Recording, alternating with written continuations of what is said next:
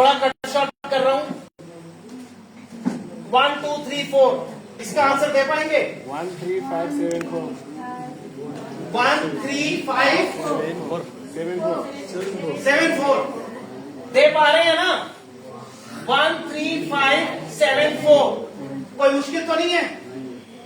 चलो अगर इसमें भी 5 लगा दिया तो 7 9 1 3 5 7 9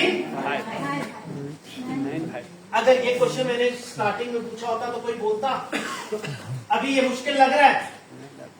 5 डिजिट आप कितने आसानी से आंसर दे पा रहे हैं? 1 3 5 7 9 5। आप सोचो, टारगेट एक बच्चों से पूछे कि ये क्वेश्चन आता है, जैसे मैंने आपसे 89 पूछा था, नहीं जवाब हुआ, पर जब आप करके देखोगे वही चीज बाद में 10 सेकंड में। आपने कहा था नहीं कैलकुलेटर से फास्ट नहीं हो पाएंगे हम, स्पीड नहीं बढ़ पाएगी। अब ये 5 डिजिट नंबर है, अगर इसको मल्टीप्लाई करना है तो 5 और 3 8 और 1 9, इतने नंबर दबाओगे तब आंसर आएगा, बट आप उससे पहले दे पा रहे हैं। आ रहा है ना ये? 1 3 5 7 9 5। यस और नो? यस और नो? यस। इसी को बढ़ाए टॉपिक या बदले फिर? इसीलिए आंसर्स देंगे तो थोड़ी सी प्रैक्टिस आपको बड़े डिजिट्स में करनी पड़ेगी। बट ये देखिए, चाहे 40 नंबर लिख लीजिए, आप कर सकते हैं। सिर्फ कैरी ओवर में आपको समस्या है तो वो पेपर पे शुरू में कर लीजिए। कोई डाउट है? अच्छा चलो डाउट भी पूछ लेते हैं अभी। इस टॉपिक में क्या ऑब्जर्व किया? What is your observation? क्या इसमें आपने ऑब्जर्व किया? एनीवन? टॉपिक तो समझ आ गया, कैलकुलेशन भी हो गई, तो क्या ऑब्जर्व किया बताइए। नेपाली में बोल दीजिए, मैं ट्रांसलेट करवा लूंगा, मुझे नहीं समझ आएगी। हाँ जी बताइए, क्या देखा आपने, क्या ऑब्जर्व किया? आप उधर पूछ रहे हैं, आप बताइए। साइंस में होता है ना ऑब्जर्वेशन, केमिस्ट्री फिजिक्स के लैब प्रैक्टिकल्स में। What did you observe? Pattern. क्या पैटर्न? What pattern? बच्चे को पैटर्न बोलेंगे तो समझ नहीं आएगा। मेक इट वेरी सिंपल, जो हर बच्चे को समझ आए। थोड़ा समझना चाहिए, करना है। में एक डिजिट रखना है, वो ए बस। अच्छा टॉपिक क्या था ये? Multiplication with 11। हमने मल्टीप्लिकेशन की? Did we do multiplication? तो इसका मतलब मैंने गलत टॉपिक करा दिया। लिखा तो था मल्टीप्लिकेशन, बाद में करा तो छोड़ दिया। So what was this? आप बताओ। अच्छा अभी एक बच्चा बुलाता हूं, उसको बोलो 11 से मल्टीप्लिकेशन आए तो एडिशन कर दो। चल जाएगा? चल जाएगा? ऐसे पढ़ाएंगे हम।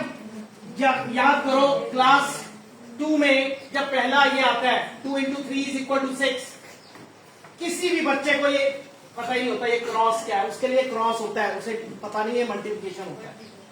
तो क्या सिखाते हैं आप? कि 2 को 3 बार ऐड कर लें तो भी 6 आएगा, 3 को 2 बार ऐड कर लें तो भी 6 आएगा। And then we give a definition, multiplication is repetitive addition. सिर्फ एडिशन नहीं, रैपिटिव एडिशन, बार बार करते हैं।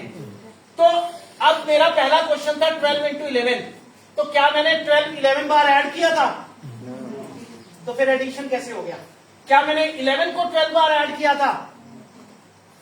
फिर आपने बोल दिया एडिशन। किसी को समझ आएगा? मैंने ऐसे बताया। So yes it was a kind of addition, but अगर हम एडिशन बोल के पर्दा झाड़ेंगे तो सामने वाले को नहीं समझ आएगा। ये देखिए, ये नंबर था 1 2 3 4 5। क्या हमने 1 से 5 को ऐड किया? 4 को 3 को 5 से ऐड किया? 2 को 5 से ऐड किया या 3 को 5 से ऐड किया? No.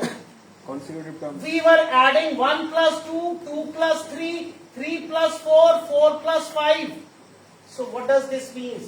We were adding corresponding numbers या consecutive numbers या neighboring numbers. भाई एडिशन कर रहे हैं, पर किसकी कर रहे हैं वो बताओगे नहीं तो क्या समझ आ जाएगा सामने वाले को? मैं लेक्चर सिर्फ ऐसे इतना दे के चला जाता हूं 11 की मल्टीप्लिकेशन की बजाय एडिशन कर लेना तो हो जाएगा। सो कॉरस्पॉन्डिंग डिजिट्स या नेबरिंग डिजिट्स जब तक आप वर्ड नहीं करेंगे वो नहीं समझ आएगा। So now it is clear, we were adding corresponding digits. So this is the first observation in this system. उसके अलावा क्या ऑब्जर्व किया? The first and last place are same. Unless first carry over. Last is never same, तो वो तो first is never same, वो तो नहीं हो सकता। Unless carry over. फिर वो वर्ड तो वही आ गया।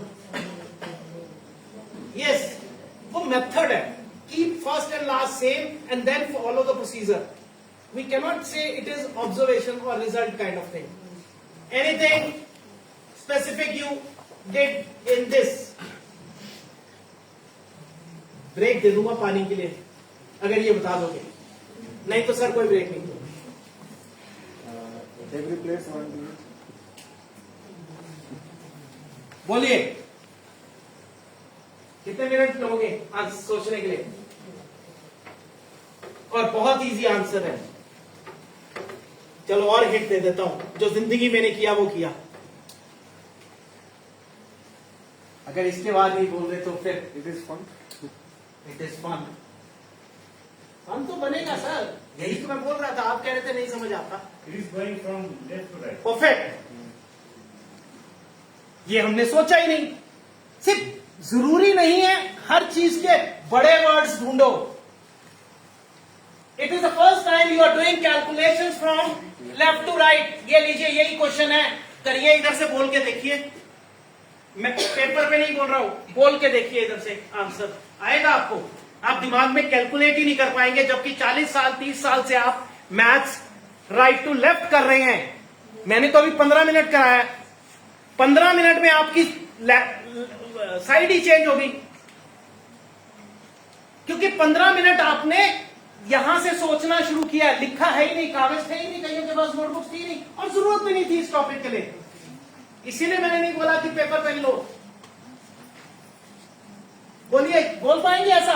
5 9 7 हो पाएगा? और वैसे कितना फास्ट हो रहा था। सो somebody was saying unit place, tens place, 100 place. Now this has been challenged. But sir, we can do it from right to left. ये आंसर है भी, क्वेश्चन बदल दूंगा तो उतनी स्पीड से बोल पाएंगे जितनी स्पीड से लेफ्ट से बोलेंगे। इन कंपैरिजन सी, अगर आप कंपैरिजन मेंटल का कर रहे हो तो आप लेफ्ट से राइट ही फास्ट हो गए। आप पेपर पे करोगे तो आप, क्योंकि 40 साल से वही चीज कर रहे हो रट्टा, तो आप हो सकता है कि उसमें स्पीड कर जाओगे। और अब ये आंसर तो पता है ना, तो आंसर दे पा रहे हैं। Left to right is more efficient. To take this carryover, we have to go from right to left. आप पेपर पे कर रहे हो क्योंकि आपकी कमी है। अगर आप उसको मेंटली कर पाते, The carryover should come from right. Sir you not understanding. जब ये था स्टार्टिंग, सी स्टार्ट कितनी प्रैक्टिस की हमने 99 में, हमने कितने साल हो गए मैथ्स करते हुए? 20 साल। बट एक टॉपिक में हम चाहते हैं कि एक ही दिन में we get the PhD।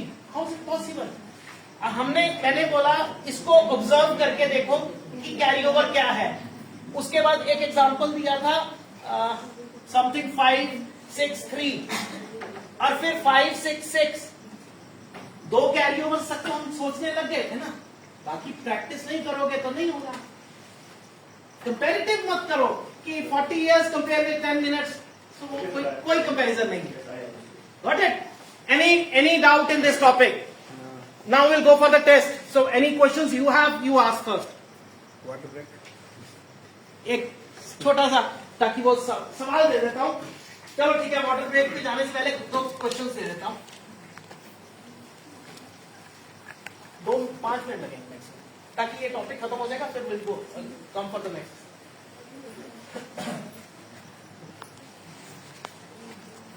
1 4 1 into 22 paper pen पे नहीं करना है, मेंटली। 1 5 5 1 22 यस, कोई कर पाए? कैसे करना है? आंसर नहीं चाहिए मुझे, कैसे करना है बस इतना बता दो। 11 into 2. First we find its multiple with 11 and we double it. Yes, anyone? हमने टॉपिक क्या लिया था? Multiplication with 11 and it's multiple. क्या ये मल्टीपल नहीं है? क्या आप हर एग्जाम्पल क्लास में कराते हैं?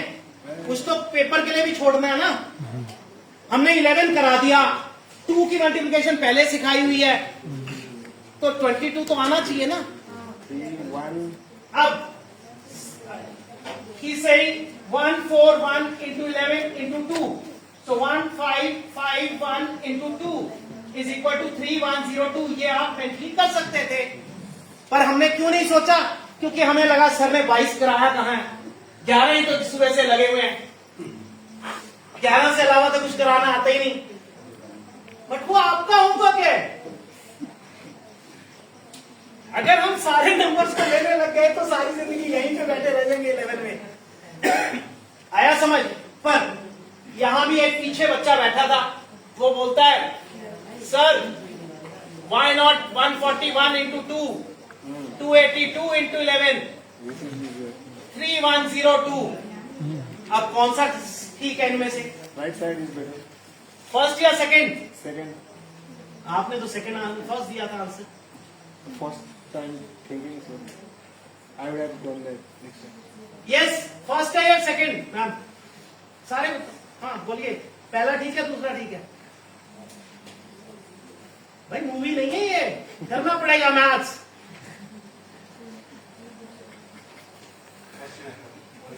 Second is better. फर्स्ट और सेकंड, कितने फर्स्ट को कहते हैं वो बता दो. हाथ खड़ा कर लो भाई, बच्चे तो खड़े कर लेते हैं 1 मिनट में, आप तो सजा नहीं दे रहा हूं, इट्स जस्ट कि पता चले. चलो दोनों ठीक है. अब मैं पूछता हूं which is more appropriate? Second. Second. First is more appropriate. Anyone second? He is second, so first and second. Anyone else? Sir आप तो मैथ्स नहीं. और यस सर, फर्स्ट और second which is more appropriate?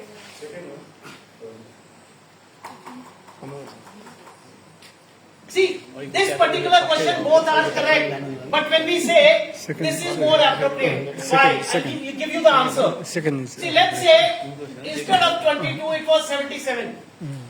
So what is easy? 1551 into 7 is easy, or 141 into 7 is easy? 141 into 7. अभी तो आपको ये भी नहीं पता सिंगल डिजिट मल्टीप्लिकेशन कैसे करनी है. उसका भी आज बहुत इजी मेथड दे देंगे. सब कुछ प्लेस वैल्यू से चलाना है हमने. सो दिस इज एप्रोप्रिएट. इस क्वेश्चन में दोनों ठीक थे. अच्छा एक क्वेश्चन और. 5 7 6 into 1 2 1, ये कैसे करेंगे? 5 7 6 into 11 into 11. So what is the answer? 5 7 6. Now अब समझ आया 121 क्या होता है? It is nothing but 11 into 11. So 5 7 6 into 11 is 6 3 3 6. और फिर 11 करो तो 6 9 6 9 6. देखो मेंटली हो सकता है, और अदरवाइज ये नंबर आप दे दो 3 डिजिट आप कर ही नहीं सकते मेंटली, क्योंकि 3 बार मल्टीप्लिकेशन 1 बार एडिशन, इतना दिमाग नहीं चल सकता कि आप 4 स्टेप्स को लिखो. बट अगर वही मेंटली हमने किया तो इट वॉज पॉसिबल. आया समझ के नहीं? So, देखो 121, इसलिए सिर्फ 11 नहीं कर रहे थे हम. We did 11, 22, 33, 44, 55, 66, 77, 88, 99 and 110. इसलिए नहीं करते कि 10 से मल्टीप्लाई और 11, 121. करेक्ट? Yes.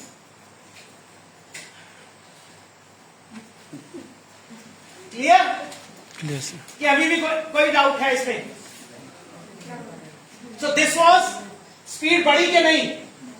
जो सोच रहे थे स्पीड नहीं बढ़ सकती कुछ मिनटों में, देखिए इसमें क्या सीखा. बच्चों को क्या इसमें मिलेगा?